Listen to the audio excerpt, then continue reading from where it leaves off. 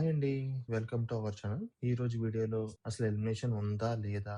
Nominate అయిన persons కోసం మాట్లాడుకుందాం. అండ్ ఓటింగ్ అనాలిసిస్ ఏంటి అని చెప్పేసి మాట్లాడుకుందాం. అసలు ఈ వీడియోకొస్తే గనక ఎవరు ఎలిమినేట్ అవుతారు? అసలు ఎలిమినేషన్ ఉందా? లేదా? ఈ వీడియోలో మాట్లాడుకుందాం.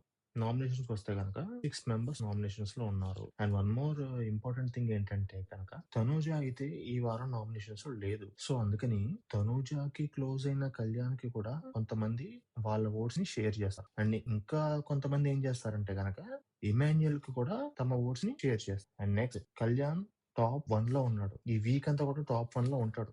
ఎందుకంటే గనక ఈ week family week. Next family వీక్‌లో తనుజ వాళ్ళ పేరెంట్స్ వస్తారు. అండ్ నెక్స్ట్ కళ్యాణ్ వాళ్ళ పేరెంట్స్ కూడా వస్తారు. సో, అందరికీ కూడా కొన్ని హింట్స్ అనేవి వస్తాయి. నెక్స్ట్ ఎవ్రి పీపుల్ లో కూడా మనకి చేంజ్ అనేది ఖచ్చితంగా చూస్తాం. ఎందుకంటే వాళ్ళు బయట చెప్పొద్దు అని చెప్పినా కూడా వాళ్ళ లోపలికి వచ్చి ఏదో ఒక హింట్ అనేది ఇస్తారు కంపల్సరీ ఫ్యామిలీ అనేది. ఇది ఒక బెనిఫిట్ మాట హౌస్ మెంబర్స్ అందరికీ కూడా.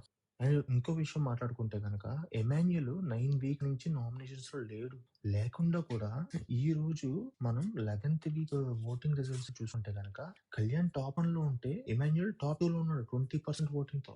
మీకు అర్థమవుతుందా? సో, అందుకని ఆయన టాస్క్స్ బాగా ఆడతాడు. ఆర్గ్యుమెంట్స్ బాగా చేస్తాడు. నెక్స్ట్ అతనికి ఓట్స్ కూడా బాగా పడతాయి. ఇప్పుడు మనం ఓటింగ్ అనాలిసిస్ లోకి వస్తే గనక కళ్యాణ్ టాప్ 1 లో ఉన్నాడు 36%. ఎమాన్యుల్ 20% తో ఉన్నాడు. భరణి 17% తో ఉన్నాడు. డెమాన్ 11% తో ఉన్నాడు. సంజన 9% తో ఉన్నారు. మనం బాటమ్ లో చూసుకుంటే దివ్య గారు ఉన్నారు 5% లీస్ట్ ఓటింగ్ తో ఉన్నారు. సో, మీరందరూ కూడా కామెంట్ చేయండి. ఈ వీక్ ఎవరైతే డేంజర్ జోన్ లో ఉన్నారో, ఎవరు ఎలిమినేట్ అవుతారని మీరు అనుకుంటున్నారు? మీ ఒపీనియన్ ని కామెంట్ రూపంలో నాకు తెలపండి. నేను చాలా హ్యాపీగా ఫీల్ అవుతాను. మరిన్ని బీబీ అప్డేట్స్ కోసం మన ఛానల్ ని సబ్స్క్రైబ్ చేయండి. ఎవరైతే కొత్తగా ఈ వీడియో చూస్తున్నారో ఈ వీడియోకి ఒక లైక్ ఇవ్వండి. Thank you.